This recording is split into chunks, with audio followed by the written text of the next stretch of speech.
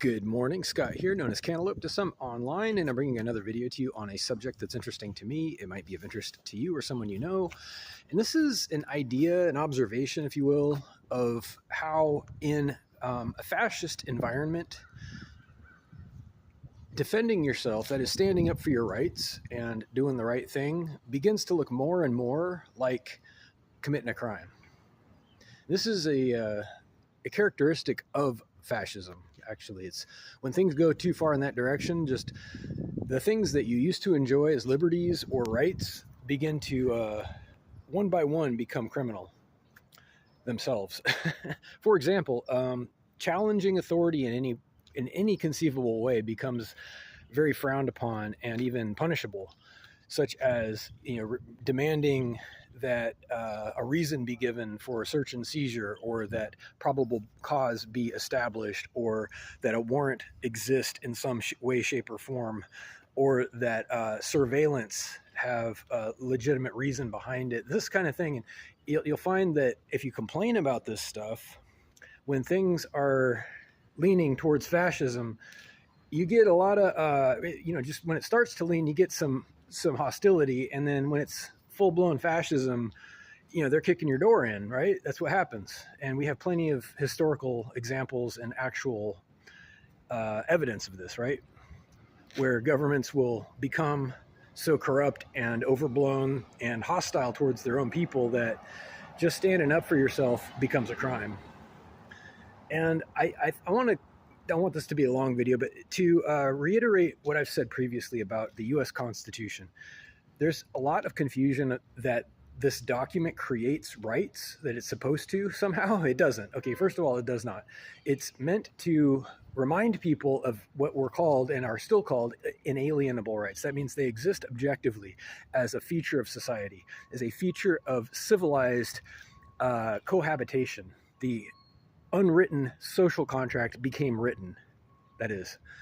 So it exists with or without the document. And God bless our founding fathers for writing it down, but they failed to write down the fact that it's just a symbol. It's a symbol of something that's real and exists regardless of the document.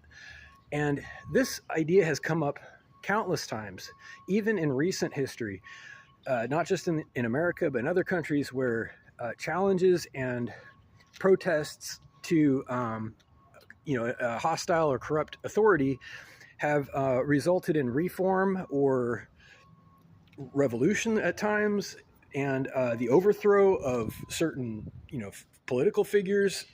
I don't want to get too specific, but it happens all the time in history. And the point is that when people start to err in general on the side of mega corporations and an expectation that they're always right, because obviously corporations are connected to the administration, the political administration, and vice versa. When people start to assume that if you're disobeying policies, regardless of propriety or legality, it's just, oh well, they start to blend together, right? So this happened in Germany too, and I don't want to dive down World War II's rabbit hole, but there was a period in World War II in Nazi Germany when the businesses and the government merged together, so to speak, and it all became a function of the war, but the war was incidental. It would have happened regardless because of the design of the new government. It was meant to dominate the people and make the country strong, was their advertised purpose, to fix their economy, so to speak. And it's interesting that one day something that is officially recognized as a legal guideline, the next day becomes a legal requirement, whereby anything, including good behavior, that happens to match the description gets punished. And then the following day, if it gets even worse, policies made by affiliates of the government, not even the government or the legal system itself, but just businesses, large businesses that can write their own checks, write their own documents and policies, you're expected to follow that stuff like it was law. And if you do not, you end up punished in the same fashion. This is where it falls apart, because eventually just, everybody who happens to be connected to somebody important starts telling you what to do, and then you have an unsupportable situation. You have revolution at that point. It falls apart. So anyway, kind of a sprawling video, something to think about. Remember your rights, and remember that if it feels like something that you should be entitled to, like it requires your agreement, your consent, or if it's a violation of your space or your person or your property, that's not okay. If you have not actually done something wrong, that is to say, if you have not actually damaged someone or their property without their consent, no one, including law enforcement or the government or whoever, belongs in your space. They do not belong in your stuff. They do not belong in your house. They do not belong anywhere near you if you do not want it. And that's your God-given inalienable right, as written down on the U.S. Constitution in many ways.